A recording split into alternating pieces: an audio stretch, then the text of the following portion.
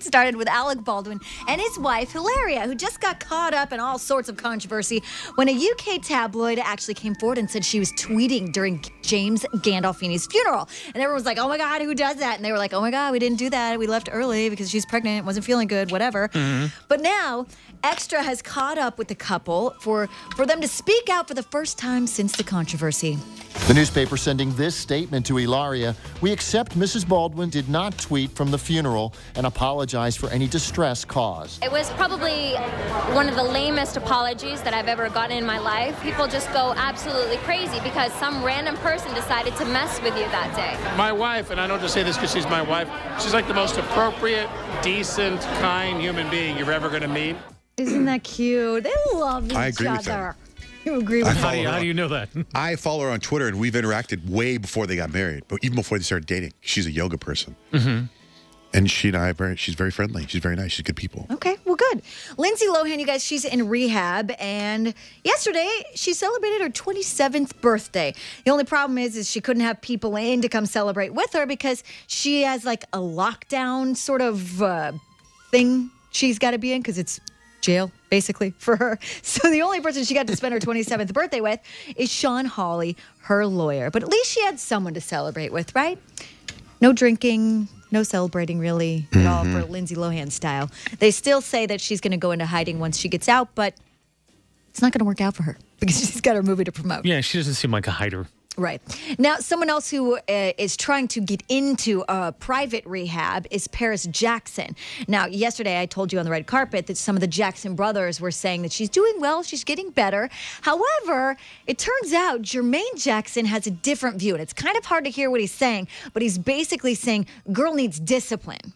TJ said Michael's death hit Paris the hardest. Yeah, but still, she has to know that there are certain guidelines when you're growing up being a teenager. You have to, there are rules and there are things, and I just think that things could have been enforced a little stronger. You have to do what? Bear roots. There's moves. Rules. You gotta have moves. There's rules. I gotta have moves. Here's the deal. If you go by what you were saying in the Gbg a couple weeks ago, she wanted to go to a Marilyn Manson concert, and they wouldn't let her. So Jermaine knows the inside scoop. He's like, look, this little girl, she wants to go and party. Her dad's gone, doesn't have a mom, and grandma probably says, you're not going to Marilyn Manson. So she was a little spoiled brat and attempts suicide, right? Well, that was one of the reports, yeah. That was the original one, that's for sure. Mm-hmm. Absolutely. This is one of the first times ever that I agree with Jermaine Jackson.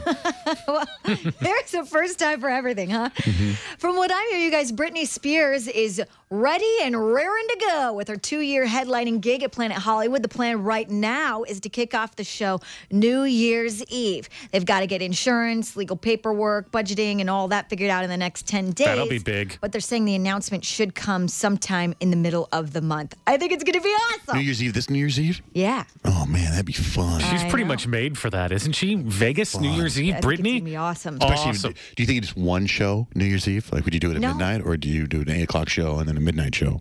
I don't know. Probably midnight show to kick it off. Yeah, I'd want to go to the earlier show. I know you would. It's New Year's Eve. You can stay up till midnight. Yeah, East Coast. Do it at 10. The Slacker.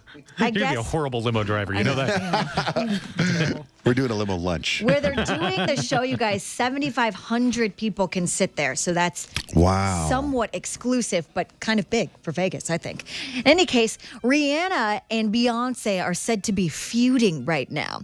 Rihanna showed up late again to one of her concerts overseas, 90 minutes late after supposedly partying the night before till 4 a.m. And now Beyonce, who feels like she's been sort of a mentor in Rihanna's life, feels like it's her job to say something. She thinks of herself as like Rihanna's big sister. And Jay-Z's not getting involved, but supposedly Beyonce told Rihanna that keeping fans waiting is absolutely unthinkable.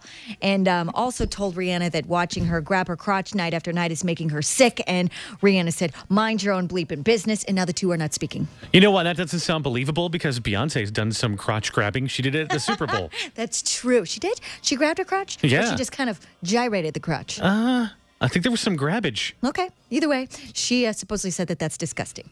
Huh.